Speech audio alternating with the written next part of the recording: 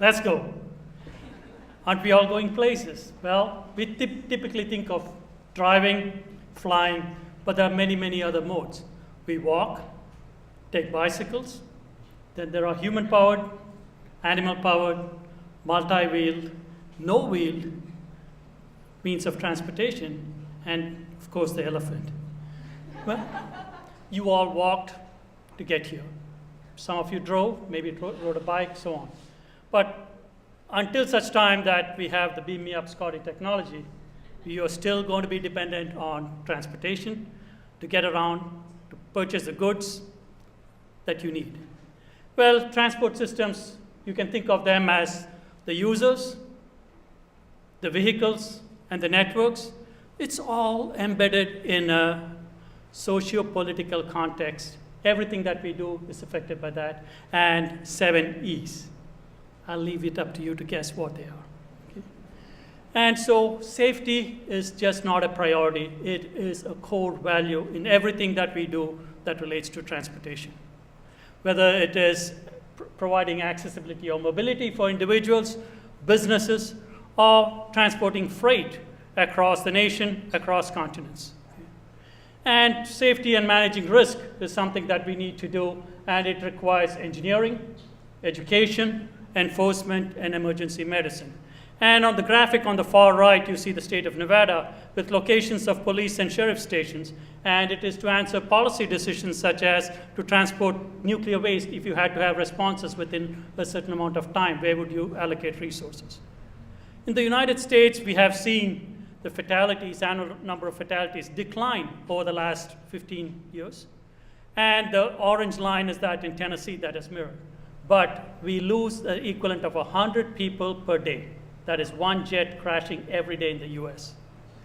Those who wear seatbelts tend to do much better off in crashes. The black line on top shows us that since 1995, the seatbelt usage rate has improved from about 60% to almost 90%. But the lines at the bottom are those who are killed in crashes. That's about half. And people say that they wear seatbelts more often than they really do. In a project that we did last year, the orange bars indicate what they say they do, about 87, 92, or 90%. But when we observe them, it's far less. And men wear seatbelts far less frequently than women. Okay. And then in terms of distractions, over the last 10 years, we've had a tremendous impact of technologies and distractions within the vehicles. And while the number of total crashes, it's not fatalities, in Tennessee have floated around between 160,000 and 200,000, the proportion of crashes attributed to distracted driving has doubled from 6% to more than 12%. And those who are at risk, the new drivers, the 16 to 20-year-olds, and those who are over 60 years old. So these graphics show you the rates of involvement in crashes, deaths per 100,000 population, and you can see those who are over 60 years of age, the rate increases dramatically.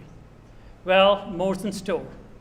If you look at our population in 2014, look at those about 60 years of age. And looking out about 30, 35 years from now, the number and proportion of our population in the United States more than 60 years of age is going to be significantly greater. How do we prepare for that? And if we look at our driving, going back to 1965, the blue line is the total miles that we drive annually across the nation. And thankfully, due to improvements in fuel economy, the red line shows that the amount of gasoline we consume is not growing at the same rate. But on the far right, you see the red line at the bottom is the number of miles that we have added. And that is far less than what the demand is. And in terms of taxes in Tennessee, gasoline-based taxes, fuel taxes, the blue line is what we've been collecting since 1989 for about 25 years. It's been increasing nominally from 600 million to 860 million, but adjusted for inflation, it's actually going down.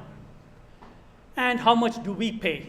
Well, on an average, we pay about 40 cents a gallon in Tennessee, 40 cents a gallon.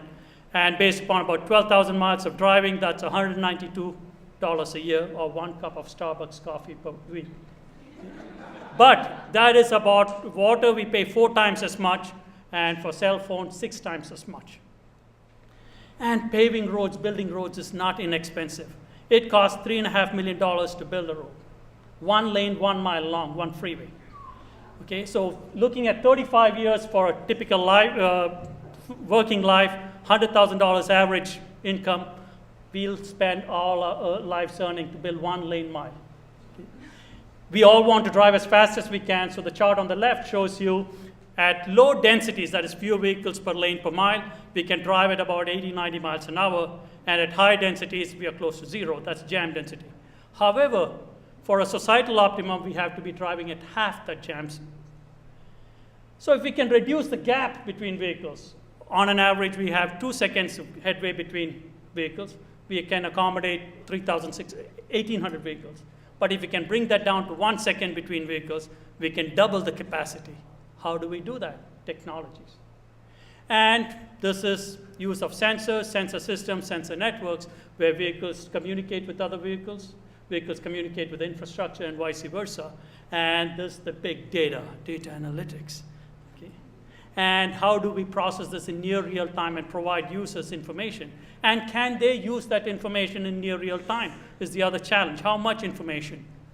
Well, we need expertise from across the board, way beyond engineering, way beyond UT, and there are plenty of opportunities for us to work together.